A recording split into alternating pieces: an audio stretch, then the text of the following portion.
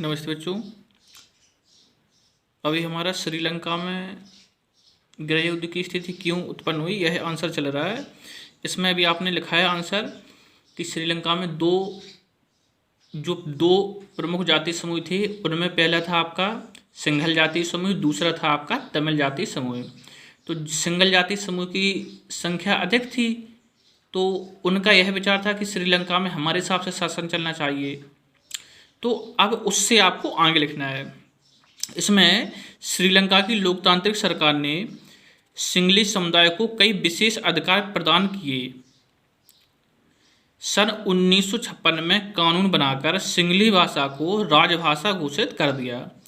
यानी अभी आपको हमने समझाया था कि सिंघली समुदाय की संख्या ज़्यादा थी, तो श्रीलंका की लोकतांत्रिक सरकार ने क्या किया कि जो अधिकार प्रदान किए उनमें कुछ विशेष अधिकार, विशेष शक्तियाँ सिंघली समुदाय को दे दी। तमिल समुदाय को कम अधिकार दिए और सिंघली समुदाय को ज़्यादा अधिकार दिए।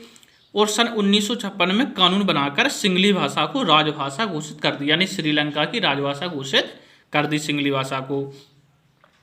तथा सरकारी व्यवस्थाओं में सिंघलियों को प्राथमिकता प्रदान की गई। जो भी सरकारी वैकेंसी थी और भी जो भी सरकारी कामकाज थे, उनमें प्राथमिकता दी गई सिंघली समुदाय को। क्यों दी गई? क्योंकि सिंघली समुदाय की संख्या अधिक थी, इसलिए श्रीलंका सरकार द्वारा उन्हें अधिक, या कह सकते कि विशेष अधिकार दिए गए।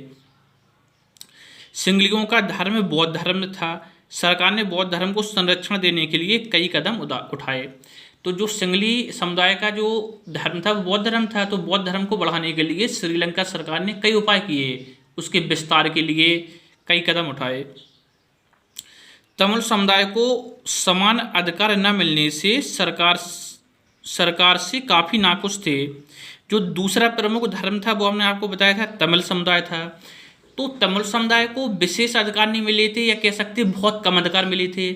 जब एक ही देश में किसी समुदाय को ज़्यादा अधिकार मिले, दूसरे समुदाय को कम अधिकार मिले, तो उससे ऐसा लगता है कि सरकार हमारे साथ भेदभाव कर रही है, इसलिए तो हमें अधिकार नहीं दिए।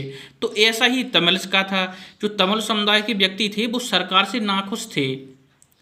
उन्हें ऐसा लग रहा था कि सरकार हमारे साथ भेदभाव कर रही है और सिंघली समुदाय को ज़्यादा देख रही है। और बात भी सही थी, क्योंकि सिंघली समुदाय को ज़्यादा अधिकार दिए थी और तमिल समुदाय को बहुत कम अधिकार दिए होते।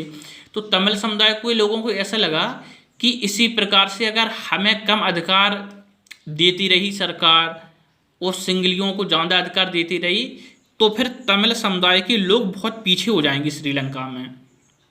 श्रीलंका में तमिल समुदाय के लोग बहुत पीछे हो जाएंगे। तो उन्होंने इसके लिए क्या किया? तो उन्होंने इसके लिए यह किया कि उन्होंने अपना एक दल बनाया, तमिल समुदाय के लोगों का एक दल बनाया और अपनी कुछ मांगें सरकार के सामने रखें। वो आपको नेक्स्ट वीडियो में बताऊंगा कि किस प्रकार से तमिल समुदाय के लोगों ने श्रीलंका सरकार के सामने अपनी मांगों को रखा। धन्यवाद बच्चों।